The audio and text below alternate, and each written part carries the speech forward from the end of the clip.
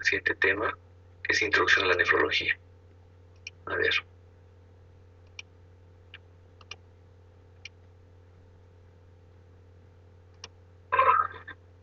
Sí están viendo, ¿verdad? Buen día, doctor. Sí, se logra ver. Ya, perfecto. Veamos entonces. Bueno.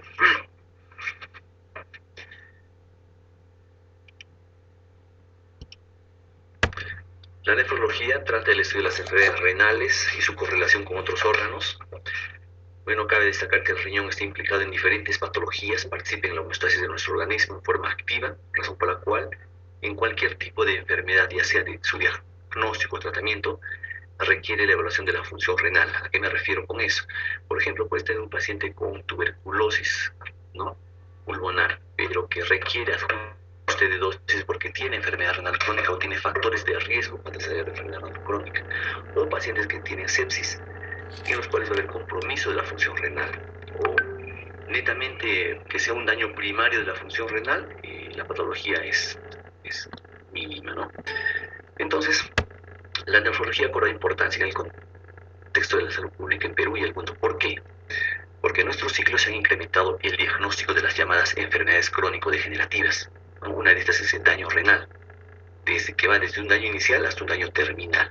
Es una gran epidemia de este siglo XXI. Entonces, ¿quiénes son las enfermedades que más se han incrementado? Las enfermedades crónico-degenerativas más importantes en la actualidad son la diabetes mellitus y la hipertensión arterial. Estas enfermedades llevan a daño renal desde un inicio, o sea, un daño terminal. Los costos que implican estos tratamientos son extremadamente altos y han llevado a la inversión de ingentes recursos en el sistema sanitario. El tratamiento de las enfermedades renales comprende desde el uso de antihipertensivos, inmunosupresores, terapias de reemplazo renal en diferentes modalidades como hemodiálisis, diálisis peritoneal, trasplante renal. Y este tratamiento ha llevado a que todo el mundo, ¿no?, a la implementación de gastos altos en un afán de mejorar la calidad de vida y disminuir la mortalidad de estos pacientes. Ha quedado demostrado también que nuestro sistema sanitario no ha tenido la capacidad de respuesta frente a esta epidemia, observándose que en los últimos años se han incrementado los casos. Recordar que en el Perú en los últimos 50 años se ha experimentado una transición demográfica epidemiológica. Las consecuencias del cambio demográfico son las siguientes: incremento de la expectativa de vida, incremento de la prevalencia de personas de edad avanzada. Las personas de edad avanzada muestran mayor prevalencia de factores de riesgo cardiometabólicos, hiperglicemia, hipertensión, obesidad, hiperlipidemia, y como consecuencia de estos factores, mayor riesgo de enfermedad renal crónica. Esta es la pirámide poblacional del Perú desde el año 81 hasta el 2015. Vemos cómo la base se va estrechando en los últimos años, en el 2020, y los grupos de mayor edad han ido incrementando. No era así el año 70. Entonces, se ha observado una dramática reducción en la incidencia y prevalencia de enfermedades infecciosas transmisibles, un aumento de las enfermedades crónicas no transmisibles. Esto nos lleva a un incremento en la prevalencia de obesidad, diabetes, hipertensión y enfermedades cardiovasculares. Un importante componente de la mortalidad en los pacientes con enfermedad renal crónica es la causa cardiovascular. Entonces, 3 de cada 5 que tienen enfermedades no transmisibles, ¿no es cierto?, tienen enfermedad renal crónica. Y observamos del 100% de pacientes que tienen enfermedad renal crónica en el Perú, ¿no?, el 14.3% no tienen ningún seguro de salud, el 51.1% tienen seguro integral de salud y el 34.5% tienen e-salud. Pero hay una demanda excesiva en e-salud y la demanda en los servicios del MINSA solo constituye el 20% de la demanda real.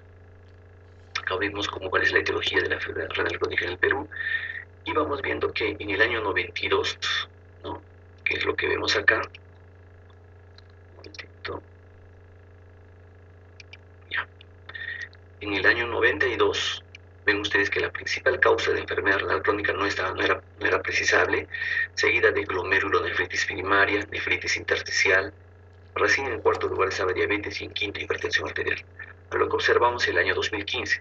En el año 2015 la nefropatía diabética constituye el 44.7%, las glomerulonefritis crónicas el 23.16%, el grupo obstructivo el 15%, la nefropatía hipertensiva el 12.43%. Vamos observando acá que la mortalidad por enfermedad renal crónica a nivel nacional es de 13 por cada 100.000 peruanos mueren anualmente. Y vamos observando, ¿no?, la progresión en algunas regiones, no se va incrementando la incidencia de enfermedad renal crónica. Ahora, según regiones naturales, ¿dónde mueren más? ¿En la costa, en la sierra o en la selva? Donde mueren más es en la sierra.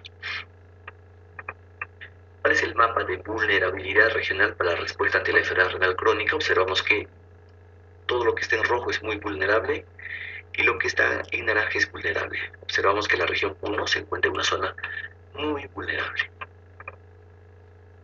Cuando la enfermedad renal crónica es un problema de salud pública, se asocia a alta mortalidad cardiovascular y a altos gastos en los sistemas de salud.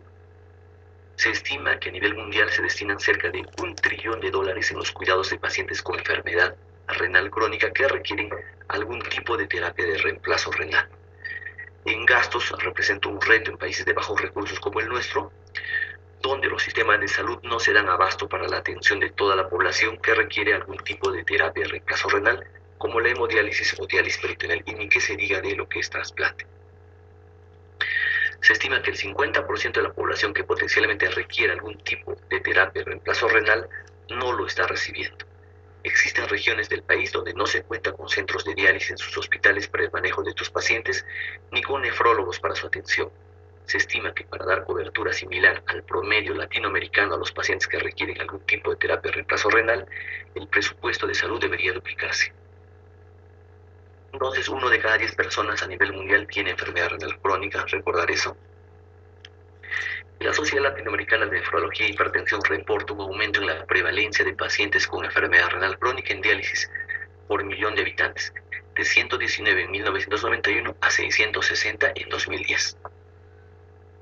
¿Cómo definimos la enfermedad renal crónica? Se define como la presencia de alteraciones en la estructura o función renal durante al menos 3 meses y con implicaciones para la salud. Entonces aquí observamos, ¿no?, diferentes grados, de acuerdo a la tasa de filtración glomerular, que se da en mililitros por minuto por 1.73 metros cuadrados. En el grado 1, más de 90, grado 2 de 60 a 89, grado 3A de 45 a 59, de grado 3B de 30 a 44 y el grado 4 de 15 a 29 y el grado 5 menos de 15. Estos son los pacientes que van a requerir terapia de reemplazo renal. ¿Qué criterios diagnósticos tenemos en los pacientes con enfermedad renal crónica? Bueno, hay criterios que son marcadores de daño renal, en los cuales se dan las siguientes características: una albuminuria elevada, alteraciones en el sedimento urinario, alteraciones electrolíticas u otras alteraciones de origen tubular, alteraciones estructurales histológicas, alteraciones estructurales en pruebas de imagen y pacientes con trasplante renal. Es decir, tú podrías tener un paciente que tenga una tasa de filtración glomerular mayor de 90, pero que tenga albuminuria elevada, o que tenga alteraciones en el sedimento urinario, o solo tenga alteraciones estructurales histológicas y veas tú que las pruebas de función renal están aparentemente normales. Ahora, ustedes dirán, ¿y por qué no se trasplantan esos pacientes? La tasa de donación en el Perú es la más baja de toda Latinoamérica en realidad. El año 2017, que es la última data que yo tengo, en todo el año, trasplante renal solo se han hecho 118. Y para esa fecha había más de 20.000 personas en terapia de reemplazo renal, tanto en salud como en el CIS. Entonces, nunca vamos a poder cubrir esa demanda. Lo que sí se han incrementado son las sesiones de hemodiálisis del año 2000 a 2017, que van desde 371.457 a 1.286.651. ¿No? Diálisis peritoneal también se ha incrementado de 193.560 a 472.048 sesiones. Tratamientos especializados también se han incrementado, ¿no?, de 27.618 a 153.181 tratamientos en general. ¿Cuáles son las causas de terapia de reemplazo renal en la región Puno? Diabetes representa el 45%, hipertensión 22%, glomerulonefritis 17%, enfermedades quísticas hereditarias el 4%. Por lo tanto, la enfermedad renal crónica va a ser en el tiempo una pandemia mundial. Es una enfermedad que tiende a pocos y a muy altos costos.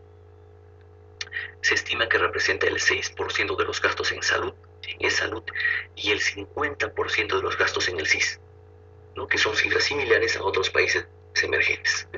La prevención puede ser una opción razonable, por lo que se requiere que el Estado adopte mejores políticas en el programa de salud renal. Y esto es importante. Ustedes son médicos, bueno, probablemente sean médicos de diferentes especialidades, ¿no?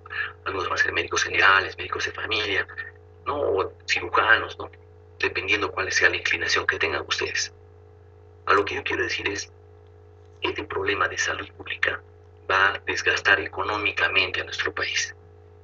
Entonces es importante que ustedes aprendan parte de la prevención, pero saber parte de la prevención es importante que ustedes también sepan las bases de la nefrología. Estamos hablando de fisiología renal, de anatomía, y comprender el por qué es que damos determinados medicamentos para prevenir y cómo es que nosotros debemos evitar, ¿no? Por ejemplo, que se desarrolle nefropatía diabética o nefropatía hipertensiva. Esto es muy importante porque parte del curso va a haber un tema que habla solo de hipertensión arterial y implicaciones en la función renal y enfermedad renal diabética. Entonces, dicho esto, pasemos a lo que es anatomía y fisiología renal. Anatomía renal, el riñón es un órgano que está ubicado en la región retroperitoneal, longitud de 12 más o menos 2 centímetros, un ancho de 6 centímetros, espesor de 3 centímetros y tiene una relación córtico-medular de 15 a 20 milímetros. Por el hilo renal ingresa la arteria renal y egresa la vena renal. Cada riñón tiene 1 millón de glomérulos. Entonces aquí observamos la misma imagen y vemos acá un poquito la vascularización renal. Primero empieza la arteria renal, luego pasa a las arterias segmentarias y vemos arterias interlobares, se dividen en arterias arcuatas, interlobulares, arteriolas aferentes. Estas dan origen a 5 a 6 capilares, que es el glomérulo. Posteriormente, ese glomérulo va a terminar en una arteriola eferente, capilares peritubulares y vasas rectas descendentes, vasas rectas ascendentes, venas interlobulares, venas arcuatas y venas interlobares. Todo esto lo hemos revisado. Entonces, lo que aquí sí me interesa que es esta parte de acá, que ustedes lo aprendan. Esta es la arteriola aferente. Posteriormente se divide en diferentes tipos de capilares glomerulares y vemos la arteriola eferente, la arteriola eferente. Aquí está la células juxtaglomerulares y aquí está la mácula densa, ¿no? Dentro del túbulo contorneado distal. Si hacemos una sección transversal, vamos a observar acá el espacio de Bowman, vemos los podocitos y sus prolongaciones podocitarias, observamos asimismo también el endotelio, la membrana basal glomerular, y aquí en el medio vamos a observar aquí células mesangiales y la matriz mesangial. Un poquito más aproximándonos a la estructura, observamos que hay pseudofenestraciones a nivel del endotelio capilar, ¿no es cierto?, de la célula del capilar. También observamos que aquí está la membrana basal glomerular, que es importante en algunos tipos de glomerulonefritis que vamos a observar posteriormente. Y aquí está el podocito o célula epitelial visceral con sus prolongaciones podocitarias. Bueno, esta parte de aquí es importante porque ustedes van a ver cómo es que llega la arteriola aferente. Posteriormente, una vez que termina el ovillo glomerular, se desprende en arteriola eferente, y de la arteriola eferente es donde se va a llevar a cabo la irrigación de los diferentes segmentos tubulares, túbulo contorno proximal, asa de Henle distal y colector. Una vez que se recogen todas estas circulaciones, donde se va a reabsorber todo lo que se ha filtrado a este nivel, va a llegar a los capilares peritubulares y luego todos estos capilares van a drenar a la vena renal. Lo mismo que les decía, ¿no? La misma estructura, la misma disposición de los capilares peritubulares. Entonces, esto es importante conocerlo. ¿Por qué? Porque la mayoría de glomérulos están en la corteza, que tienen mayor irrigación. En cambio, en la médula hay una menor irrigación. Por tanto, cualquier proceso de hipovolemia, de isquemia, nos va a llevar a una reducción del flujo sanguíneo renal, donde que se va a comprender más va a ser la médula renal, más que la corteza renal. Entonces se produce un fenómeno, no un síndrome, que se llama necrosis tubular aguda. Igual vemos la microvasculatura que observamos, donde la mayor cantidad de glomérulos son yuxtamedulares y están en la parte superior, ¿no? Y vemos también la irrigación.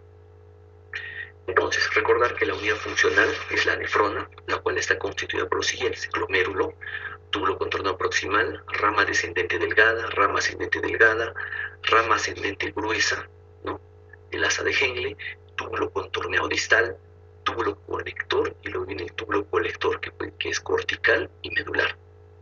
Recordar que en la corteza hay gran cantidad de glomérulos, túbulo contorno proximal, túbulo contorno distal, y en la médula vamos a encontrar el asa de Henle y los túbulos colectores. Recordar también que las nefronas corticales tienen asas de Henle cortas y las nefronas yuxtamedulares tienen asas de Henle largas. Respecto al aparato yuxtaglomerular, está constituido por forman parte arteriola aferente, eferente, rama ascendente gruesa del asa de Henle en su porción distal, y se caracteriza por tener células epiteliales hiperplásicas, que es la mácula densa, cuyo función es detectar sodio o cloruro de sodio en la luz tubular. La pared de la arteriola aferente se diferencia en células musculares, ¿no?, yuxtaglomerulares o granulosas, que van a contener gránulos de renina. Vamos acá. Respecto al glomérulo, ¿no?, está rodeado por la cápsula de Bowman, hay el espacio de Bowman, asas capilares con un endotelio fenestrado, está la membrana basal glomerular y los podocitos. Y posteriormente encontramos las células parietales adheridas a la cápsula de Bowman. En su parte central del glomérulo se encuentra el mesangio, que tiene una matriz mesangial y células mesangiales de gran tamaño. Tiene una actividad contráctil que permite que se retraiga y se expanda, ¿no?, porque tiene filamentos de actina, miosina y alfa-actinina. La barrera de filtración glomerular, que ustedes ven acá, está compuesta por endotelio fenestrado, ¿no?, membrana basal glomerular y la célula epitelial visceral, que es el podocito, ¿no?, entre el pie y pie de podocito. Estos son los podocitos, las prolongaciones podocitarias, ¿cierto?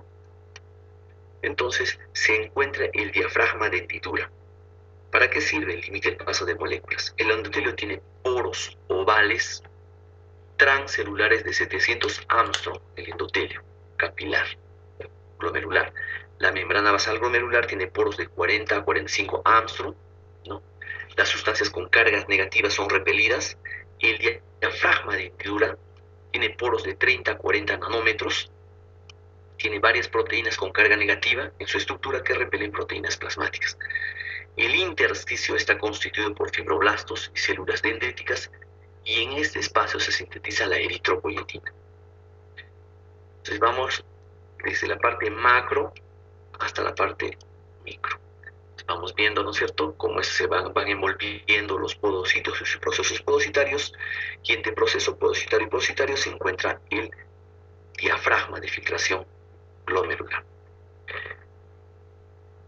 Entonces, estos procesos podocitarios van a tener, ¿no?, este diafragma que se va a abrir en determinadas circunstancias y va a repeler, ¿no?, dependiendo de la carga eléctrica, a otro tipo de moléculas. Sus constituyentes principales son la nefrina, NEP1,3, ¿no?, que es esta parte de acá. También observamos que estos podocitos tienen proteínas de anclaje, ¿no?, que lo van a anclar a colágeno tipo 4, que va a ser la diana o blanco de algún tipo de glomerulonefritis, bueno, por ejemplo la glomerulonefritis membranosa, que es un tipo de enfermedad autoinmune en la cual el blanco diana va a ser estas proteínas de anclaje, lo que va a permitir que se desprendan estos podocitos y permitan la salida en gran cantidad de proteínas, porque ya no hay un diafragma de filtración glomerular. También hay glomerulonefritis, en las cuales se daña este soporte o esta estructura de sostén que hace que no colapsen estos podocitos. No pueden ser lactina, no pueden ser atacados, ¿no?, por procesos de tipo autoinmune, y lo que hacen es que se colapsen, se distorsiona este diafragma de filtración, y lo que va a pasar es que va a haber una permeabilidad aumentada a determinadas sustancias de la sangre. Revisaremos un poco del flujo sanguíneo renal y filtración glomerular. El flujo sanguíneo renal representa más o menos el riñón representa el 0,5% de la masa corporal, consume el 25% del gasto cardíaco, y el flujo sanguíneo renal es de 1,5 litros por minuto, 6.000 mililitros de flujo plasmático. La tasa de filtración glomerular es de 125 mililitros por minuto, es decir, solo el 20%, 180 litros en 24 horas, que al final van a producir 1 litro de orina al día. Entonces, ya revisamos la parte de lo que es la arteriola aferente y eferente, y vamos a entender un poquito de hemodinámica glomerular. Entonces, cuando hay modificaciones en este tipo, vamos a entender lo siguiente. En la generación del filtrado glomerular intervienen las fuerzas de Starling. Las fuerzas que favorecen ese filtrado son la presión hidrostática dentro del capilar glomerular y la presión oncótica en la cápsula de Bowman, ¿no? Y las fuerzas que se oponen al filtrado glomerular son la presión hidrostática dentro del capilar glomerular y la presión hidrostática en la cápsula de Bowman. La presión neta de filtración glomerular es de 21 milímetros de mercurio. Entonces, observen acá. Si nosotros tenemos que la arteriola aferente, la resistencia arterial está normal, igual que en la eferente, el flujo sanguíneo renal va a ser constante, la presión neta de filtración no va a subir ni bajar, pero si la arteriola aferente, el tono, es decir, va a haber una vasoconstricción, lo que va a pasar es que no le va a llegar sangre al glomérulo, menos a la arteriola eferente. Por lo tanto, el flujo sanguíneo renal va a estar disminuido y la presión neta de ultrafiltración también va a estar disminuida. Es más, pero si está disminuido, está vasodilatado, obviamente va a llegar más sangre al glomérulo. Entonces el flujo sanguíneo renal va a estar aumentado y la presión neta de ultrafiltración también va a estar aumentada. Entonces, ¿por qué es importante conocer esto? Porque hay determinados medicamentos, circunstancias fisiológicas o patológicas que van a alterar la contracción muscular vascular a estos niveles. Si está incrementada la presión, o sea, hay una mayor vasoconstricción de la arteriola eferente, ¿qué es lo que va a pasar? El flujo sanguíneo renal va a disminuir, ¿no? ¿Por qué? Porque recuerden que esta arteriola eferente es la que le va a dar mayor flujo a los capilares peritubulares. Los capilares peritubulares irrigar todos los segmentos, ¿no?, a nivel tubular. Segundo, la presión neta de ultrafiltración va a estar aumentada porque aquí va a haber una resistencia, entonces aumenta la presión hidrostática capilar, por lo tanto va a haber mayor paso de sustancias. Ahora, en este caso, vemos que la eferente está vasodilatada, una vasodilatación de la eferente. En este caso, vemos que el flujo sanguíneo renal está aumentado porque va a llegar gran cantidad de sangre a los capilares peritubulares, pero la presión de ultrafiltración va a estar disminuida. ¿Por qué? Porque va a disminuir la presión hidrostática capilar. Otro. Respecto a lo que habíamos hablado, ¿no es cierto?, la vasodilatación de la arteriola aferente está mediada básicamente por la prostaglandina I2, ¿no? Aumenta la filtración glomerular y compensa los estados de hipovolemia e hipotensión. Es decir, vas a sintetizar mayor cantidad de prostaglandina I2 en esas circunstancias. Pero los AINES inhiben la síntesis de prostaglandina I2, llevando a vasoconstricción. Entonces vas a disminuir el flujo sanguíneo. Entonces es contraproducente en un estado de hipovolemia e hipotensión administrar AINES. O sea, van a llevar a una disminución de la tasa de filtración glomerular. Ahora, La angiotensina 2 genera vasoconstricción de la arteriola eferente, que incrementaría la presión de filtración glomerular, ¿no es cierto? Aumenta la presión hidrostática en situaciones de hipotensión. Se activa la angiotensina 2. Estás hipotensando, activas tu angiotensina 2. ¿Con qué objetivo? Con el objetivo de mejorar la presión de filtración glomerular. Pero si en esas circunstancias tú administras un YECA o un ARA2, vas a disminuir esa capacidad de respuesta. Por lo tanto, va a disminuir la filtración glomerular y nos va a generar una falla renal. Entonces, aquí están los ejemplos que ya habíamos mencionado. Entonces, recuerden, si la presión arterial media sube en forma exagerada, es más de 90, 120, 130, el compromiso a nivel de la hemodinámica glomerular se vería afectado. Pero entonces el glomérulo tiene sus mecanismos de defensa. Uno de ellos es el mecanismo miogénico. Este mecanismo miogénico evita que haya un paso de esa misma presión sistémica al capilar glomerular. Entonces, este mecanismo miogénico se basa en propiedades intrínsecas de la musculatura lisa vascular, de tal forma que al incrementarse la presión en las paredes de la arteriola aferente, como vemos acá, ¿cierto?, se generan contracción de las fibras musculares, impidiendo la modificación en el flujo sanguíneo renal y por tanto la transmisión de la presión arterial sistémica al glomérulo, ¿no? Eso es lo que observamos en esta imagen. Otro mecanismo de defensa es la retroalimentación túbulo-glomerular. Esta retroalimentación se va a activar, acá quiero que vean esto de acá, cuando hay un alto filtrado glomerular que genera excesivo aporte de cloruro de sodio de los segmentos distales a la mácula densa. Es decir, la mácula densa va a sensar que hay un incremento, ¿no?, de cloruro de sodio, ¿cierto? Esto va a llevar a un incremento de sus concentraciones intracelulares a este nivel, estimulando la generación de adenosina a partir de ATP y posterior vasoconstricción de la arteriola aferente con disminución del filtrado glomerular. También tenemos otro mecanismo que es el balance túbulo-glomerular. Es un mecanismo que permite controlar el exceso de filtrado glomerular en presencia del incremento del tono de la arteriola eferente. Lleva a aumento en la filtración glomerular a lo largo de los capilares glomerulares, y esto conduce luego a un incremento de la presión oncótica de la arteriola eferente, y a su vez en los vasos rectos peritubulares se estimula la reabsorción de sodio y agua, como observamos aquí.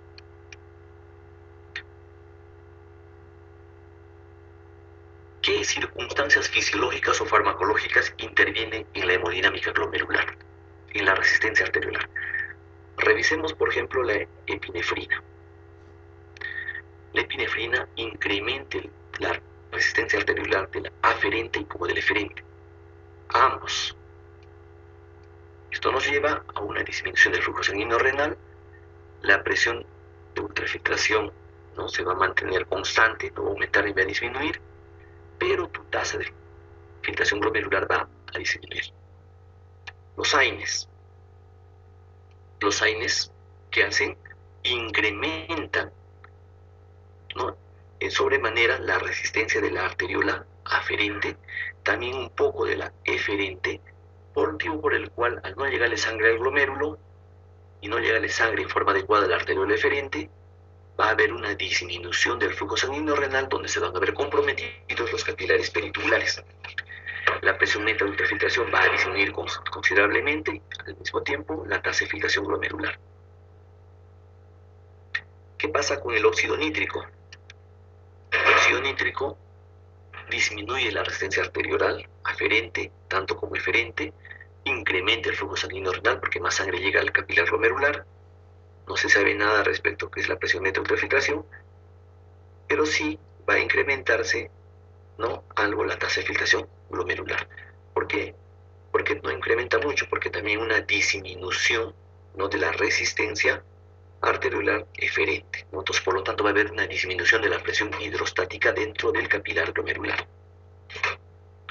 Bloqueadores de canales de calcio, como cuáles, nifedipino, ¿no?, amlodipino.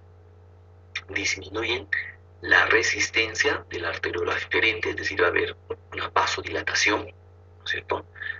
Va a llegar mayor cantidad de eferente, se mantiene constante, el flujo sanguíneo renal incrementa, la presión neta de ultrafiltración va a incrementarse y la tasa de filtración también va a incrementarse.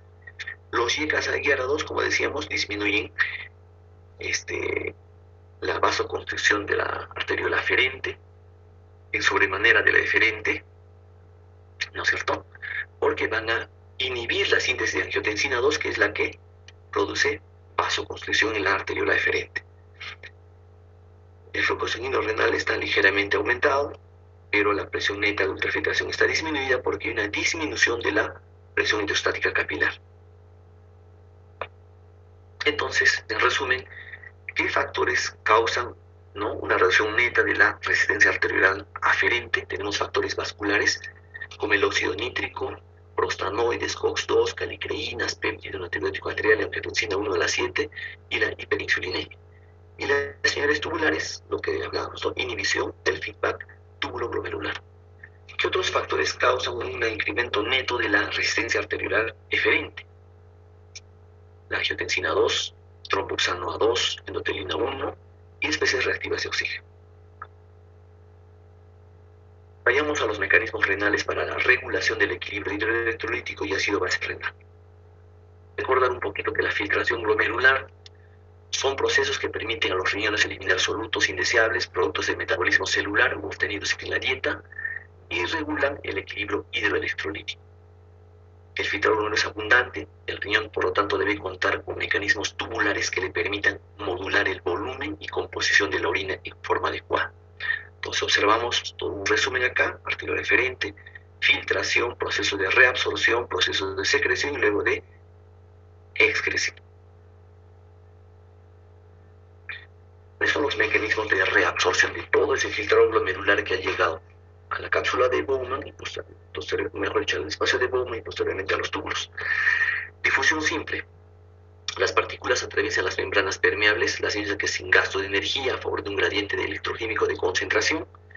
Difusión facilitada implica el transporte transmembrana de un solo soluto por una proteína sin consumo de energía y requiere para su activación la generación previa de un gradiente de concentración. La difusión por un poro canal también es facilitado, puesto que solo permite el paso de un solo elemento. El transporte activo primario y secundario. El transporte activo primario es una proteína que consume energía, transporta un soluto de un área de baja concentración a otro de alta concentración, es decir, en contra de un gradiente electroquímico, a través de una bomba, como la bomba de sodio-potasio ATPasa, que mueve 3 moléculas de sodio al interior de la célula y retira 2 moléculas de potasio en sentido contrario. El transporte activo secundario se da con el movimiento por canales u otras proteínas de electrolitos en contra de un gradiente electroquímico y funciona como un cotransporte.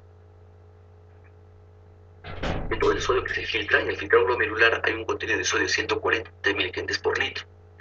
Teniendo en cuenta que hay 180 litros filtrados, más o menos 25.500 miliequivalentes de sodio se van a filtrar en el riñón. Pero todo esto debe de reabsorberse. Estos mecanismos son muy eficientes y solo permite que un 1% del sodio filtrado se excrete. Por tanto, la reabsorción de sodio en el túbulo contorno proximal es del 65% en transporte de bicarbonato, cloro, fósforo, glucosa, aminoácidos, lactato y en transporte con hidrogeniones. Ahora, ¿qué diuréticos podemos utilizar ahí para inhibir ese transporte de sodio? Diuréticos inhibidores de la anhidrasa carbónica que actúan a este nivel, inhibiendo la reabsorción de sodio, así como la dopamina. La angiotensina 2 y catecolaminas estimulan la reabsorción de sodio. En el asa de Henle se reabsorbe el 25% del sodio filtrado en el segmento delgado por difusión pasiva y en el grueso ascendente es llevado a cabo por una proteína transportadora 2-clorun-sodium-potasio, ¿no?, que básicamente es inhibida por la furosemida, ácido etacrínico, bumetanida y metaluzona. Observan a este nivel. El potasio normalmente se queda en la luz tubular, migra posteriormente de forma retrógrada a través de los canales ROM, generando una carga positiva en la luz tubular que favorece la reabsorción paracelular de otros cationes como calcio y magnesio. En el túbulo contornado distal se reabsorbe un 5 a 8% del sodio filtrado gracias a la proteína transportadora un sodio, un cloro. Esta puede ser inhibida por los diuréticos tiacídicos como hidroclorotiazida, clortalidona y dapamida. En este segmento la absorción de calcio y magnesio es a nivel transcelular, ¿no? A este nivel. Respecto a los túbulos colectores que poseen dos tipos de células, hablamos de células principales y células intercaladas. Las células principales, en las células principales se absorbe el 3% del sodio filtrado a través de canales sensibles a la aldosterona en la membrana luminal. Pueden ser inhibidos por los diuréticos amiloride y triamterene. Espironolactona, epleronone y feneronone obran por un efecto antagónico sobre la aldosterona en la membrana vasolateral. Ya, como vemos aquí en el dibujo. ¿Ya? Las hormonas con efecto natriurético a este nivel son los péptidos natriurético auricular y cerebral. Respecto a lo que es el balance de potasio, el riñón es importante en el balance de potasio corporal. Elimina el 90% del potasio aportado en la dieta, siendo el 10% eliminado por el tubo digestivo y por el sudor. El túbulo contornado proximal reabsorbe el 67% del potasio filtrado y la rama ascendente del asa de Henle un 20%. En los túbulos contorneados distales y colector, células principales, se puede presentar secreción o reabsorción dependiendo de la cantidad de potasio corporal total. En condiciones de depleción, de disminución de potasio, estas áreas reabsorben el 11% del potasio filtrado, ¿no? Con una excreción global de solo el 1%. Si la ingesta es alta en las mismas áreas, se secreta un 10 a 15% para una excreción neta del 15 al 80% del potasio filtrado. Bueno, hasta acá. Es decir, si ustedes se vieran en las circunstancias de un paciente que ha sufrido falla renal aguda, obviamente todos estos mecanismos de reabsorción de sodio, de potasio, de bicarbonato, de glucosa, se van a ver comprometidos y explicarán las circunstancias en las cuales tu paciente puede tener hiponatremia, hipocalemia, y si de no producirse secreción, encontrarás hipercalemia, ¿no es cierto?, hipernatremia, o sobrecarga de volumen. Vayamos a lo de que es el agua. Respecto al equilibrio hídrico, es el principal órgano que regula el balance de agua. De 180 litros de filtrado glomerular se absorben 177 a 178. En el túbulo contornado proximal se reabsorbe el 67% por ósmosis. En el asa de Henle se reabsorbe el 15% en el segmento delgado descendente a través de los canales de agua, como acuoporina 1, y la rama ascendente es impermeable al agua. En el túbulo contornado distal se reabsorbe el 8 a 17% del agua filtrada. Los túbulos colectores reabsorben el 5% del agua filtrada por canales de agua, acuoporina 2, sobre todo en las células principales en presencia de la hormona antidiurética. Es la hormona antidiurética. Básicamente determina que se produzca una orina concentrada que puede ir de 1200 milismoles por litro o diluida a 50 milismoles por litro. Y va a depender de la ingesta de líquidos del individuo y de las condiciones en las cuales se encuentra este individuo. Donde se produce en el núcleo supraóptico y paraventricular del hipotálamo por las neuronas magnocelulares y es almacenada en forma de gránulos en la neurohipófisis o hipófisis posterior. Su función básicamente es mantener la osmolaridad plasmática en rangos entre 265 más o menos 5 milismoles por litro. ¿Cómo es que se secreta? Cuando receptores osmolares localizados en el hipotálamo que responden a osmoreceptores, presorreceptores sensibles a cambios en la distensión de las estructuras en que se encuentran en la aurícula y grandes vasos pulmonares, y los de alta presión localizados en el arco aórtico y seno carotídeo, como podemos observar a este nivel. ¿Cuál es la participación del riñón en el equilibrio ácido-base? Reabsorben bicarbonato filtrado en el túbulo contornado proximal a partir de la anidrasa carbónica en la luz tubular, que favorece la conversión del bicarbonato filtrado a ácido carbónico al combinarse con hidrogeniones secretados. Regenera bicarbonato titulado tanto en el túbulo contornado proximal como en el distal. sintetiza amonio a partir de la glutamina que es secretada por el túbulo contorno proximal y participa activamente en la eliminación de hidrogeniones secretados distalmente. Secreta activamente también hidrogeniones o la hidrogenión ATPasa, acción llevada a cabo por las células intercaladas tipo A en los túbulos colectores. ¿Qué funciones endocrinas renales tenemos? ¿En qué funciones endocrinas participa el riñón? Generación de renina, ¿no? Como ven a este nivel, que se sintetiza en las células yuxtaglomerulares ubicadas en la arteriola aferente, ¿no? Arteriola aferente. Se libera si el contenido de cloruro de sodio es bajo en el líquido del túbulo contorneado, acá, distal, y es sensado por la mácula densa. Entonces, la renina actúa sobre el angiotensinógeno, convirtiéndolo en angiotensina 1, que por acción de la ECA se convierte en angiotensina 2, que produce acción vasoconstrictora directa y estimula la reabsorción de sodio y cloro. También libera aldosterona en la glándula suprarrenal, con retención de sodio y agua en el túbulo colector, restaurando la volemia, presión arterial sistémica y flujo sanguíneo renal. También participa en la síntesis de la vitamina D activa, ¿no? Porque estimula la reabsorción, intestinal, reabsorción renal de calcio y fósforo, inhibe la secreción de PTH y favorece la maduración de osteoclastos. La 25-hidroxivitamina D3 calcidiol son filtradas en el glomérulo y reabsorbidas por las células epiteliales del túbulo contorneado proximal, donde experimenta una segunda hidroxilación renal en posición 1 por enzima 1-alfa-hidroxilasa para dar lugar a la vitamina D activa, ¿no? O ergocalciferol o calcitriol, porque es lo que todo el ciclo que vemos acá. La eritropoyetina es importante en el proceso de maduración del glóbulo rojo. Se sintetiza en el riñón por fibroblastos intersticiales especializados, localizados en la corteza interna y médula externa, cerca de las células del epitelio tubular y capilares peritubulares.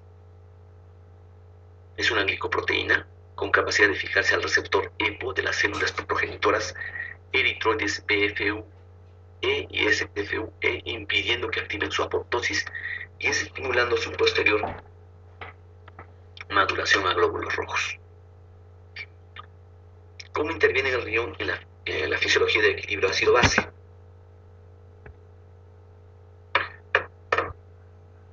Primero recordar que el átomo de hidrógeno tiene dos componentes, un protón y un electrón.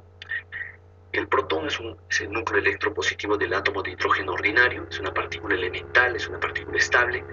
Cuando se disuelve el hidrógeno en agua se ioniza en hidrogenio y un electrón. Los núcleos de todos los elementos contienen un número de protones señalados por el número atómico del elemento. Recuerden eso. Recordar ácido y base. Según Bronsted, un ácido es aquella sustancia capaz de ceder iones hidrógeno y una base es aquella capaz de captar iones hidrógeno. Existen dos clases de ácidos importantes en fisiología: ácido carbónico y ácidos no carbónicos. Es importante entender esto porque para poder saber sus tasas de producción y rutas de eliminación de estos ácidos. También se pueden clasificar en fuertes y débiles. Son ácidos y bases fuertes, aquellos para los que en concentraciones ordinarias prácticamente todas las moléculas están disociadas. Y los ácidos y bases débiles tienen constantes de ionización pequeñas, de forma que cuando se disuelven con concentraciones ordinarias de agua, gran parte de sus moléculas se mantienen sin disociar. ¿Qué es el pH?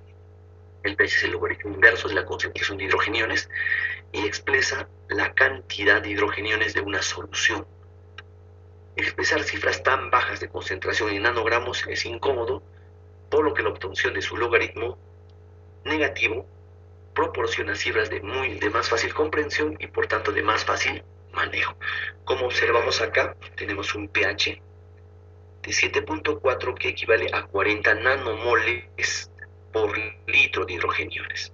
Tener un pH de 6.8 equivale a tener 160 nanomoles por litro de concentración de hidrogeniones, y tener un pH de 7.8 equivale a tener 16 nanomoles por litro. ¿De acuerdo?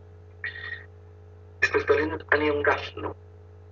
En el cuerpo se trata de mantener la electroneutralidad de tanto cargas positivas, cationes, que deben de igualar a las cargas negativas, que son aniones.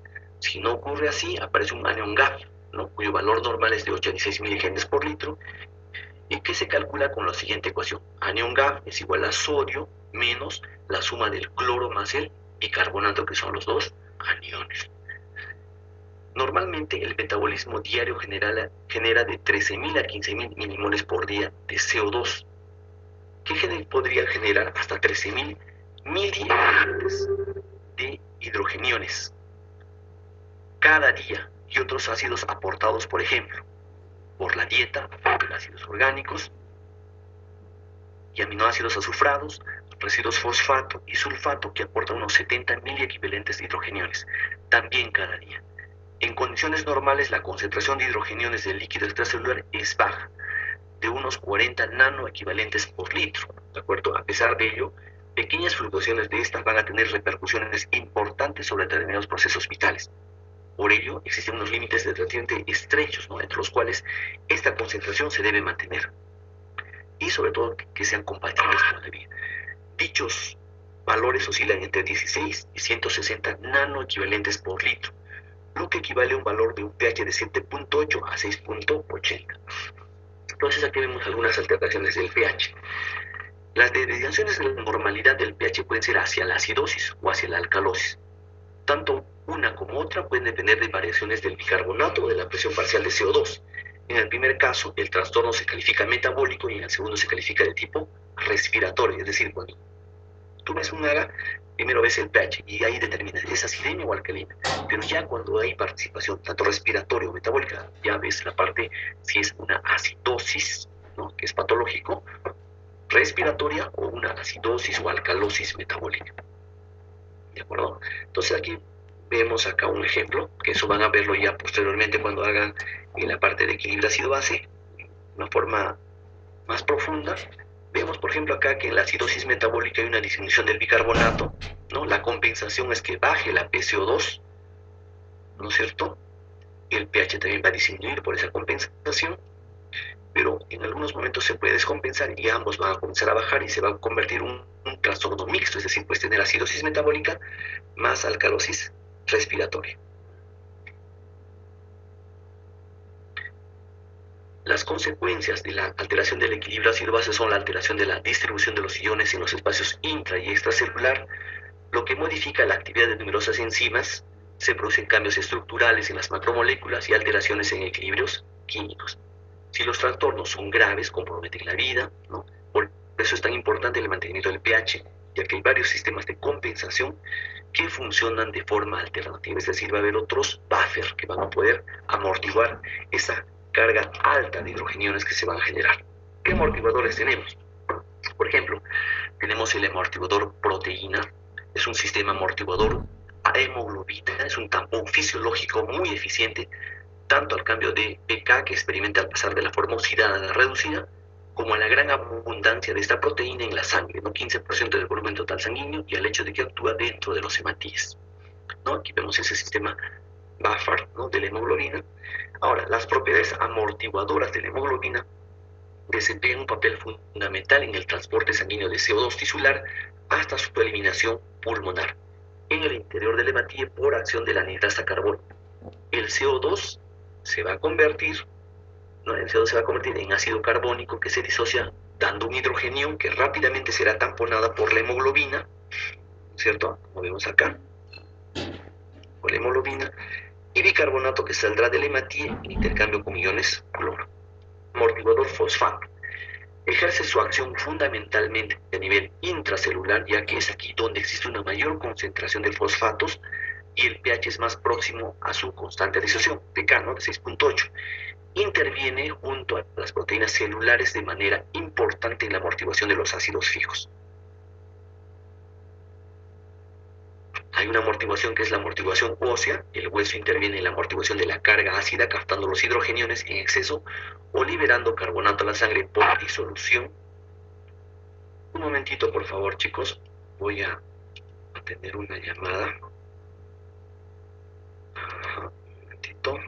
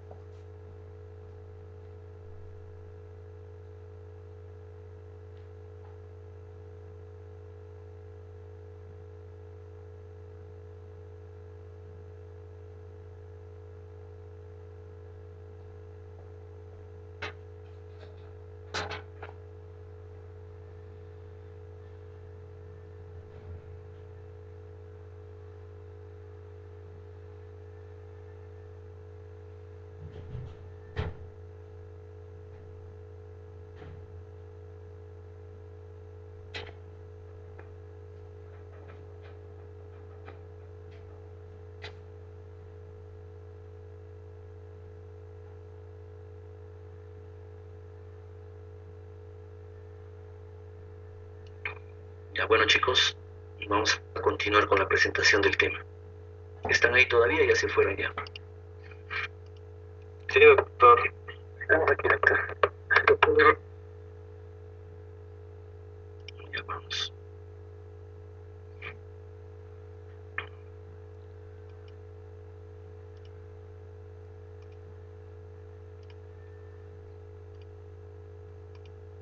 Listo.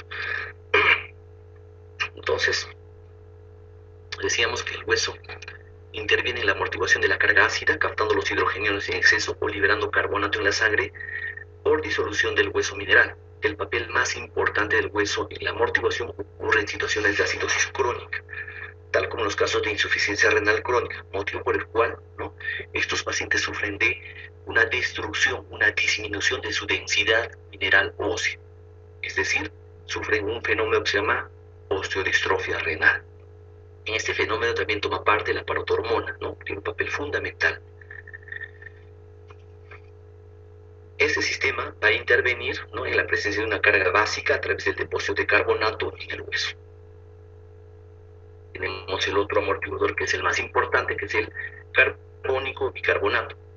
Poco potente desde el punto de vista químico, de una constante de 6.1, es el tampón más importante en la homeostasis del pH, porque está presente en todos los medios, tanto intracelulares como extracelulares. En el medio extracelular la concentración de bicarbonato es elevada, 24 miliequivalentes. Es un sistema abierto, La concentración de cada uno de los dos elementos que lo componen son regulables, el CO2 a nivel pulmonar y el bicarbonato a nivel renal. La suma de estas concentraciones de ácido y de base no es constante, la cual aumenta muchísimo la capacidad amortiguadora. La relación existente entre el ácido y la base nos viene dada por la ecuación de Henderson-Hesselbach. Hay sistemas de compensación también como el sistema respiratorio. La respiración elimina CO2 que equivale a eliminar ácido carbónico. La acidosis usualmente estimula la ventilación, que es rápida ante cambios de pH y está mediada por quimiorreceptores de los corpúsculos carotidio y aórtico y del centro respiratorio vulvar, que provoca hiperventilación, que aumenta la eliminación de CO2 y disminuye la presión de CO2 arterial. La acción de los pulmones para compensar trastornos se inicia inmediatamente, pero tarda varias horas en alcanzar la eficacia plena. Es limitada por la ventilación, Solo aumenta hasta cierto punto, luego va a requerir la ayuda del riñón. El aumento del pH inhibe los quimiorreceptores, provocando un descenso rápido de la ventilación, una reducción de la eliminación de CO2 y por tanto una elevación de la PCO2 arterial. Es menos eficaz porque se acompaña de una disminución de la PO2 que estimula el centro respiratorio. Compensación renal en realidad es la principal vía de eliminación de la carga ácida metabólica normal y de todos los metabolitos ácidos patológicos. Por tanto, es responsable de mantener la concentración plasmática de bicarbonato en un valor constante, gracias a la capacidad para reabsorber en primer lugar y posteriormente generar bicarbonato de forma variable en función del pH de las células tubulares renales. En una situación de acidosis se produce un aumento en la excreción de ácidos y se reabsorbe más bicarbonato, mientras que en una situación de alcalosis se elimina más bicarbonato y se reabsorbe mayor cantidad de ácidos. Por este motivo, el pH urinario va a experimentar cambios, pudiendo oscilar entre 4.5 y 8.2. ¿Cómo se ocurre la reabsorción renal de bicarbonato? Los riñones reabsorben bicarbonato que se filtra diariamente, generalmente asociado a iones de sodio, de modo que en el filtrado glomerular intacto la concentración de bicarbonato es prácticamente igual a la del plasma. De ahí la importancia del proceso de reabsorción de este, Los iones bicarbonato filtrados se reabsorben por la interacción con iones hidrógeno en los túbulos.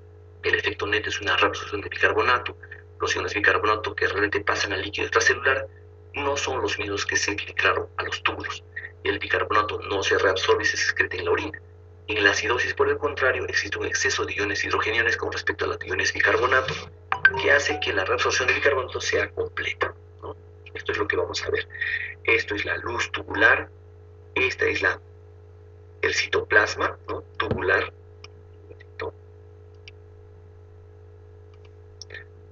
Este es el citoplasma de la célula tubular, donde se produce la reabsorción. ¿no? Este es el lumen tubular. Y todo esto se va a resolver a nivel de los capilares peritubulares, que observamos acá. Imagínense que haya un daño a nivel isquémico, a nivel del capilar peritubular. Obviamente, todo este proceso de reabsorción renal de bicarbonato va a verse disminuido, motivo por el cual los pacientes con falla renal aguda, una de las causas va a ser la acidosis metabólica. No necesariamente por esta causa, ¿no? Es una causa importante, pero hay otras causas adicionales, sobre todo en los procesos de sepsis, en cuales hay procesos de hipercatabolismo. Respecto a la producción renal de bicarbonato, sucede fundamentalmente en el túbulo contorneado distal a partir del CO2 procedente de la sangre y del propio metabolismo de la célula tubular por acción de la anhidrasa carbónica. El ácido carbónico que se ha generado se disocia en bicarbonato que se reabsorbe hacia la sangre y un hidrógeno que es eliminado. En este caso, los hidrogeneos van a acidificar la orina, de ahí la gran importancia de los amortiguadores urinarios. Todo un tercio de los hidrogeneos secretados van a ser titulados sobre fosfato y el resto sobre amoníaco, siendo por tanto mínima la cantidad de ácido libre que se elimina por la orina. Ahora, hay tres sistemas que compensan: los amortiguadores o tampones, que están formados por ácidos débiles y su base conjugada, hemoglobina, fosfato, carbonato óseo, el carbónico y el carbonato. El sistema de compensación pulmonar, que mediante la mayor o menor eliminación de CO2 debido a la estimulación o inhibición de los quimiorreceptores o la presión sérica, y la compensación renal, ¿no? Mediante la reducción de bicarbonato, producción renal de amoníaco. Se denomina acidez titulable, aquella que se puede medir en la orina y que corresponde prácticamente en su totalidad a la que se halla en forma de fosfato. Vayamos al siguiente tema, que es evaluación de la función renal. Respecto a lo que es evaluación de la función renal, nosotros, como les dije, ya vemos ya la parte de fisiología, anatomía, ya la comprende una parte básica que se va a profundizar a medida que vayamos tratando cada uno de estos tópicos, ¿de acuerdo? Entonces, ¿cómo evaluamos la función renal?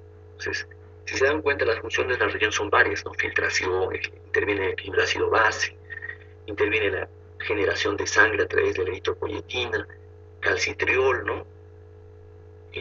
Controla la presión arterial, ¿no? Y vemos la eliminación del exceso o escasez de agua, ¿no? Dependiendo es que vamos a ver cómo es que funciona esta región. Entonces, valoramos la función renal siguiendo estos pasos. Uno, medimos la filtración glomerular, la concentración plasmática de creatinina y de urea, determinación de la concentración de iones en plasma y orina, análisis de la osmolaridad plasmática y urinaria, prueba de concentración y dilución de orina, valoración del equilibrio ácido-base plasmático y la capacidad tubular de acidificar la orina.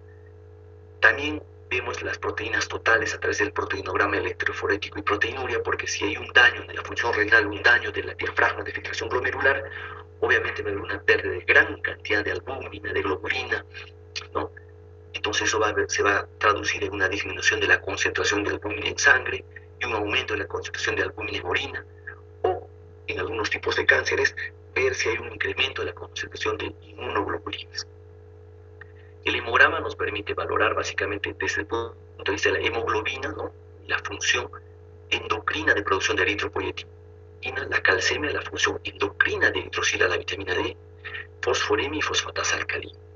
La urianálisis, ver, ¿no?, qué cosas eliminando, qué elementos pueden ser células, cómo está la densidad urinaria, cómo está el pH, qué cristales están eliminando, cómo es, ¿no? Y el cultivo de orina también nos permite evaluar. Al margen de esto, que es una parte funcional, también podemos evaluar la parte estructural. ¿Cómo evaluamos la parte estructural? La evaluamos a través de imágenes, ¿no? Puede ser un radiorenograma, ¿no?, con sustancias radioisotópicas, puede ser una ecografía renal, tomografía, resonancia, urografía excretoria, o sea, diferentes estrategias podemos tomar para evaluar la función o la parte estructural del riñón, ¿de acuerdo? Entonces, cuando hacemos la valoración de la función glomerular, recordar primero que el riñón filtra sangre, elimina productos de desecho, retiene proteínas y células sanguíneas durante este proceso. Entonces, la enfermedad glomerular se manifiesta por descenso en la tasa de filtración glomerular y pérdida inadecuada de proteínas o células en la orina. Entonces, para ver la filtración glomerular, vemos el aclaramiento de inulina, ¿no? La prueba clínica que nosotros hacemos es aclaramiento de creatinina sérica, aclaramiento de urea plasmático, cistatina C plasmática.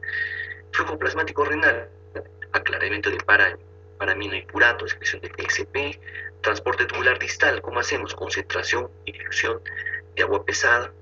La prueba clínica, concentración y dilución, densidad, cómo está la osmolaridad, ¿no? El equilibrio ácido-base, la carga máxima de bicarbonato, pH urinario mínimo tras sobrecarga ácida. La excreción de amonio y acidez titulable, excreción de amonio tras cloruro amónico. Entonces, una forma es determinar la concentración de creatinina. La creatinina es el resultado de la conversión de creatina muscular en el hígado y se excreta en la orina. La excreción renal de creatinina es igual a su producción diaria, entonces el nivel de creatinina permanece casi constante. Para determinar, se necesita una muestra de sangre y una muestra de orina de 24 horas, ¿no? Entonces ahí, mediante esa fórmula, determinamos cuánto es la depuración de creatinina en 24 horas de acuerdo al volumen urinario. Tenemos otras formas también para medir, para ver cómo está filtrando ese riñoncito. Tenemos, ¿no? Isótopos radioactivos, que se basan en el estudio de muestras sanguíneas, ¿no?, de estos isótopos y muestras en orina. Y algunos que son basados en datos adquiridos en la cámara gamma, ¿no? Cómo es que atraviesa esta sustancia, este isótopo radioactivo atraviesa el riñón. La forma de medir la tasa de filtración glomerular es la creatina EDTA. Se aclara en el glomérulo en forma parecida a la inulina, pero requiere recoger varias muestras de orina y sangre, ¿no? El tecnecio 99 con DTPA es un único radiotrasador, se filtra únicamente por el glomérulo y permite la obtención de la curva del renograma. Ventajas: se correlaciona con técnicas de laboratorio, es cómodo y sencillo, usa la gamma cámara y permite obtener el porcentaje de función renal individual. ¿Cómo medimos el flujo plasmático renal efectivo? ¿No? Con 131 yodo ortoyodipurato, que se declara por el túbulo casi totalmente y se deja de usar por características físicas deficientes. También usamos el tecnecio 99 MAX 3, la mercaptoacetiltriglicina marcado con tecnecio 99, se secreta por el túbulo, pero su aclaramiento es menor que la anterior sustancia, pero guarda alta correlación, permite obtener un renograma y gammagrafía correspondiente, ¿no? Estas son las cuentas que vamos a ir obteniendo en la gamma cámara. Hay también la medida de la función renal por la concentración plasmática de urea y su aclaramiento. La urea es una molécula de 60 daltons, se forma como producto final del catabolismo proteico a nivel hepático, se filtra libremente por el glomérulo y se reabsorbe de forma pasiva en la nefrona distal como proximal, por tanto infraestima la función renal. Pero hay que tener en cuenta algo más acá. Si es un paciente que tiene cirrosis hepática, obviamente, ¿no es cierto?,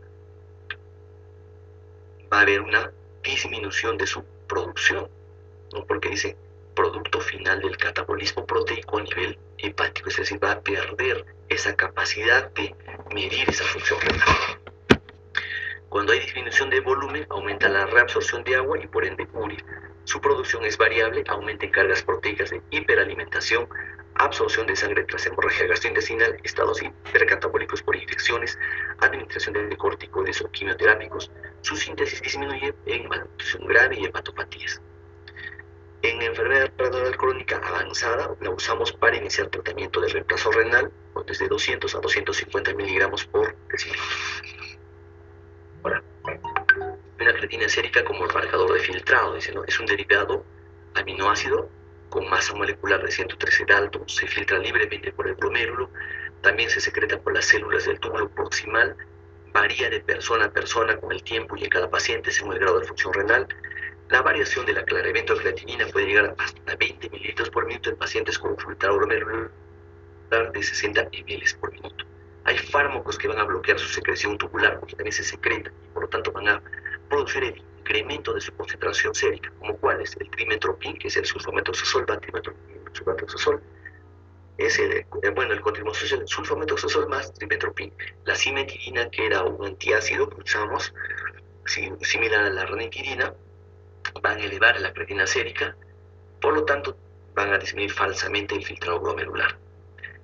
Dependen bastante de la masa muscular y de la ingesta proteínica. Existe eliminación extrarrenal de creatinina, se degrada por bacterias intestinales. El uso de antibióticos elimina esta flora bacteriana y va a incrementar por tanto la creatinina. Se precisan descensos de hasta el 50% para que la creatinina se eleve por encima del valor de referencia. Es decir, tú vas a tener un daño renal de más del 50% para que tú observes en el análisis de sangre, ¿no?, esta elevación de creatinina. Por tanto, la creatina como marcador solo no es útil, no es tan útil, ¿no?, pero sí la depuración de creatinina. ¿En qué circunstancias nosotros usamos o medimos con exactitud el filtrado glomerular?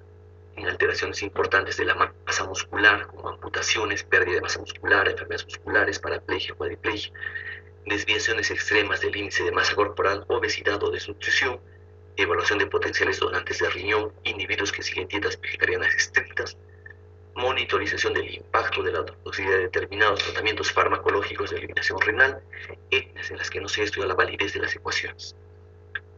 Entonces, ya casi no se mide mucho la depuración de creatina juntando orina de 24 horas. Solo en estas circunstancias que les he mencionado vamos a hacer uso de eso. Ahora usualmente usamos ecuaciones que las tiene al alcance de la mano a través de apps en el celular, que utilizan estas fórmulas, generalmente Cogrove-Gault y CKD-EPI MDR. Pero ya Cogrove se ha dejado de lado y lo que más usamos es CKD-EPI. Entonces, como les decía, ¿no?, estas son las principales ecuaciones que ya están en el software de sus celulares, ¿no?, para bajar solo la aplicación. ¿Cómo hacemos la evaluación clínica de la función tubular? Ya hablamos de la función glomerular, ahora hablamos de la función tubular y cómo evaluamos el intersticio renal. Recordemos que las dos principales funciones de los túbulos son reabsorción de la mayor parte del filtrado glomerular y secreción de moléculas como hidrogeniones y potasio. Entonces, el fallo en la reabsorción y o secreción es indicativo de disfunción tubular. La excreción de sodio en condiciones normales es igual a la ingesta. Si el paciente tiene una reducción de volumen, el túbulo renal reabsorbe el sodio en mayor cantidad. Por tanto, hay una reducción de 10 a 20 mg por día del sodio que tú vas a encontrar en la orina. Si un paciente con una contracción de volumen por reducción hidrosalina, un sodio elevado en la orina de más de 20, indica un fallo en la reabsorción, entonces significa que hay fallo tubular o fracaso renal establecido. Tenemos una formulita que nos permite saber si es un fracaso renal funcional, es decir, si lo que le falta es agua, o si ya el daño está a nivel del parénquima renal. Entonces, la fracción de excreción de óxido, si es menos de 1, es un fracaso renal funcional. Si es más de 1, es un fracaso parenquimatoso establecido, ¿no? Entonces, la fórmula considera, ¿no es cierto?, la concentración de sodio y la concentración de creatinina. Ahí vemos concentración de sodio en orina por concentración de creatinina plasmática entre concentración de sodio plasmático por concentración de creatina en orina. Todo esto multiplicado por 100. Un poquito más avancemos respecto al análisis de orina. Hablemos que en el análisis de orina, si se hace un buen examen de orina, es como una biopsia de riñón prácticamente, ¿no es cierto? Hay consideraciones generales en las cuales observamos el aspecto, color, olor, volumen, la turbidez, la densidad relativa y la osmolaridad y el pH. Y el examen químico en el cual observamos proteínas, glucosa, cetonas, bilirrubina y urobilinógeno.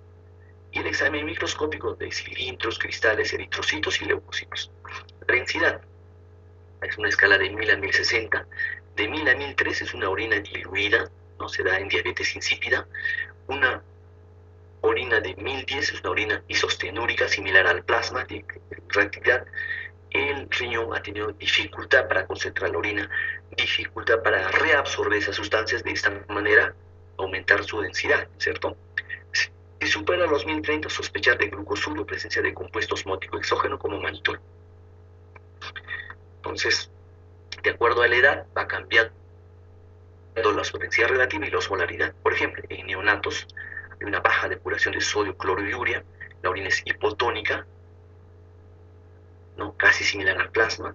En residuos a término, recién nacidos a término, la osmolaridad es de 600 a 800 miliosmoles por litro, en los pretérminos de 400 miliosmoles por litro, y más del año ya llega a más de 1200 miliosmoles por litro. En recién nacidos, 1012, en lactantes de 1002 a 1006. La densidad va a depender de la cantidad y naturaleza precisa de las partículas disueltas por unidad de solución. La osmolaridad es el número de partículas de soluto por unidad de solución. El pH, un pH urinario menor de 5, presencia de hidrogeniones debido a secreción de ácido en el túbulo colector. En el examen químico tenemos que ver si hay proteínas, si hay glucosa, si hay cetonas, bilirrubina, urobilinógeno.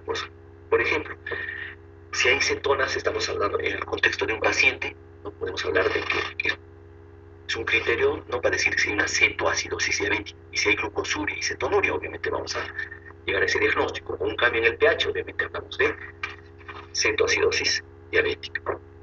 Proteínas. En primer lugar, no deben existir proteínas en la orina, ¿no es cierto? La presencia de estas se define como proteinuria. La albúmina es la principal proteína que podemos encontrar en mayor proporción. Cuando hay daño glomerular, hablamos de glomerulonefritis, o sea, hipertensión, diabetes, embarazo. Si hay problemas en la reabsorción de esas proteínas que probablemente se han filtrado, hablamos de acidosis tubular renal y de pielonefritis, daño a nivel tubular. En niños se puede hallar proteinuria no significativa, en estados febriles, frío, calor, ejercicio. El límite superior de excreción es de 150 miligramos por día y 30 miligramos por día de albúmina. Glucosa. No debe existir glucosa en la orina. La presencia de glucosa en la orina se denomina glucosuria y va a depender de la glicemia, ¿no? De 160 a 180. Más de esos valores vas a encontrar glucosa en la orina. En hipertiroidismo, diabetes y glomerulonefritis podemos encontrar glucosuria. Cuerpos cetónicos. Se designa como cetonuria la presencia de cuerpos cetónicos en la orina. Se excretan en cantidades despreciables, menos de 1 miligramo en 24 horas. Se da más en situaciones de ayuno, ejercicio prolongado, vómitos reiterados, pero principalmente en un cuadro clínico que se llama cetoacidosis diabética. Bilirrubina. En la orina existen cantidades pequeñas de pigmentos biliares, como urobilina y urobilinógeno, de 0,5 a 3 miligramos en 24 horas. La excreción se denomina bilirrubinuria y se da con niveles elevados de bilirrubina conjuga hasta 0,3 miligramos por decilitro. Por el contrario, el urobilinógeno desciende en las obstrucciones de los conductos biliares y aumenta en la hemólisis. Hemoglobina. La hemoglobinuria se da por presencia de hemoglobina libre en sangre sin hematuria. Y tú puedes encontrarla en hemólisis intravascular que va a superar la capacidad de captar de la aftoglobina. Cuando la presencia del pigmento es importante, la orina se tiene un color similar a la Coca-Cola, ¿no? ¿Y en qué situaciones se da? Anemias hemolíticas, transfusiones incompatibles, ¿no? Venenos o quemaduras graves. En el examen microscópico que observamos, cilindros, cristales, eritrocitos y leucocitos. Células epiteliales no tubulares, hay daño tubular isquémico o toxicidad con salicilatos, ¿no? Daño tubular isquémico, hipotensión, disminución de sangre en los capilares peritubulares, necrosis, desprendimiento de las células tubulares, escamosas, ¿no? Proviene de la uretrovagina y contaminación de muestra. Hematíes. El valor normal es de 1 a 3 hematíes por campo de 400 aumentos. Entonces hay dos tipos de hematuria glomerular y no glomerular. La hematuria glomerular es aquella que tiene más del 65% de los hematíes son hematíes grenados, es decir, son hematíes bismórficos, como se observan acá a la derecha, ¿no? En el cual hay un cambio de la conformación a nivel de la membrana del hematíe. Leucocitos, de 1 a 3 leucocitos por campo de 400 aumentos. No toda leucocitura es infección de tracto urinario, puede representar glomerulonefritis o nefritis de tipo intersticial. Cilindros también podemos observar, formados en el túbulo distal y colector, pueden ser cilindros hialinos, celulares mixtos, normales, ¿no? Indican enfermedad renal intrínseca. ¿Qué condiciones favorecen su formación? Disminución del flujo urinario, acidez aumentada, alta concentración de solutos, constituyentes iónicos o proteicos. Hialinos, presentes normalmente de 0 a 1 por campo, formados por precipitación de la proteína del TAM-Horst, aumentan por deshidratación fisiológica y fiebre. Cilindros eritrocitarios siempre son patológicos, se dan en nefritis hemorrágicas agudas como necrosis vascular. Cilindros leucocitarios en procesos inflamatorios de causa no específica o de causa infecciosa como las pielonefritis agudas o en algunos casos enfermedades glomerulares secundarias a procesos autoinmunes sistémicos como el lupus eritematoso sistémico. Cilindros granulosos por degeneración de cilindros celulares indican enfermedad renal significativa, células epiteliales, por estasis urinaria y descama crónica y virus de tipo nefrotóxico. Cilindros serios asociados con procesos inflamatorios y degenerativos de muy mal pronóstico. Y cilindros grasos por degeneración grasa del epitelio, síndrome nefrótico, nefrosis lipólica, intoxicación renal. Pueden ser considerados normales, dependen del pH urinario y temperatura ambiente. En pH ácido pueden ser uratos sódicos, ácido úrico, oxalato y cistina. En pH alcalino pueden ser fosfatos, fosfatos cálcicos y fosfatos triples. Los únicos cristales que indican patología son los de cistina, leucina, tirosina y colesterol. Esto ya lo hemos revisado, también esto lo hemos revisado. Ahora, vayamos a la parte macro. Ya hemos visto la parte funcional, ahora vemos la parte estructural, ¿no? Hablamos de ecografía renal y pélvica, hablamos de radiografía simple de abdomen, urografía intravenosa, pilografía ascendente y descendente, Doppler, TAC y resonancia magnética. Ecografía renal, ¿no? ¿Para qué nos sirve? Para ver primero tamaño. Riñón chico, por enfermedad renal crónica. Riñón grande, puede ser secundaria por procesos como diabetes, nefropatía diabética, amiloidosis renal, riñón poliquístico. Nos permite diferenciar también tanto la corteza, ¿cierto?, como la médula.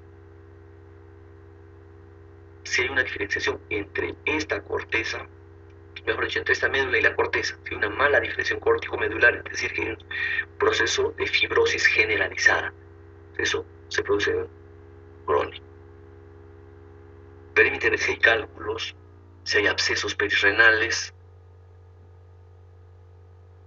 No, para eso nos permite ver vascularización renal, flujo, la cantidad de sangre que le llega al riñón, así como se infarta el corazón, también hay infarto renal, ¿no? Situaciones en las cuales el índice de resistencia está aumentado. Puede haber un trombo que se ha desprendido, por ejemplo, de una endocarditis bacteriana, se desprende una vegetación y esta puede ocluir bruscamente,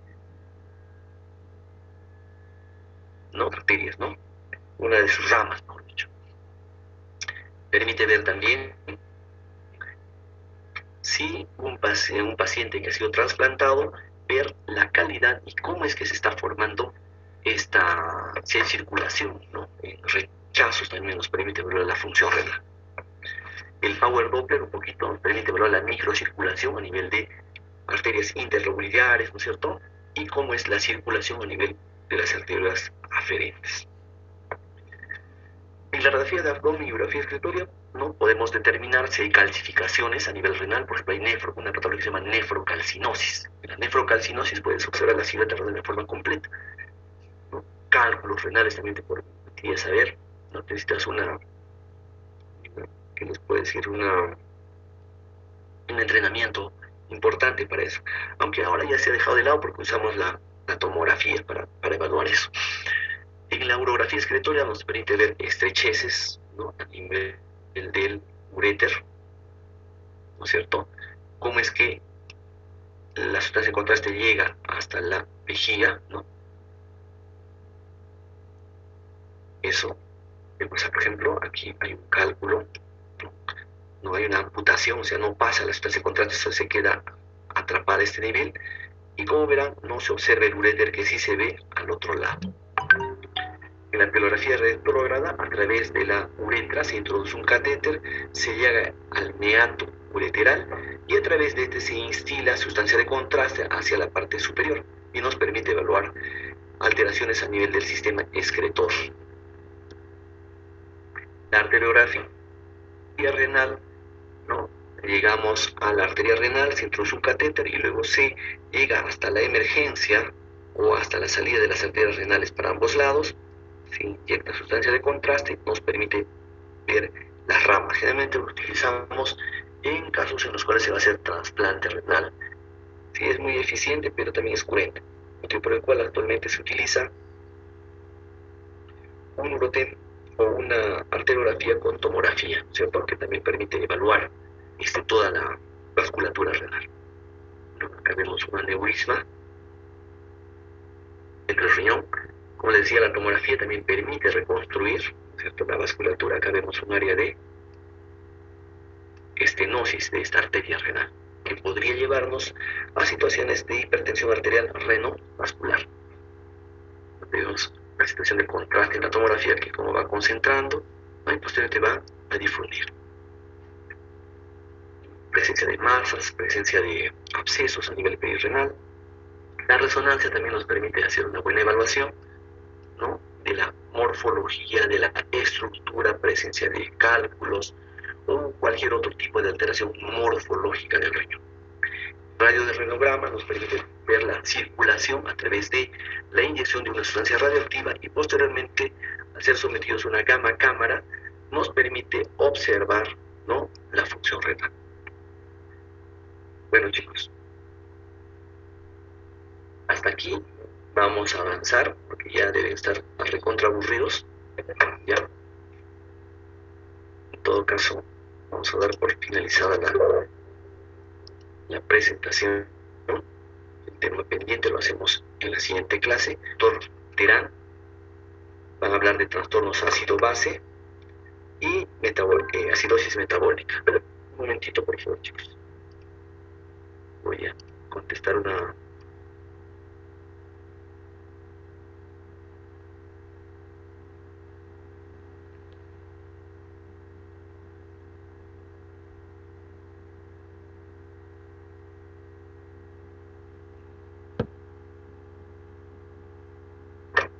Ya. ¿Hasta aquí alguna pregunta tiene? Bueno.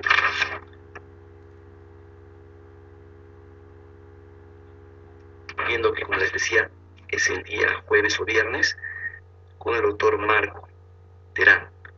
Van a hablar de trastornos ácido-base, acidosis metabólica, acidosis respiratoria, alcalosis respiratoria.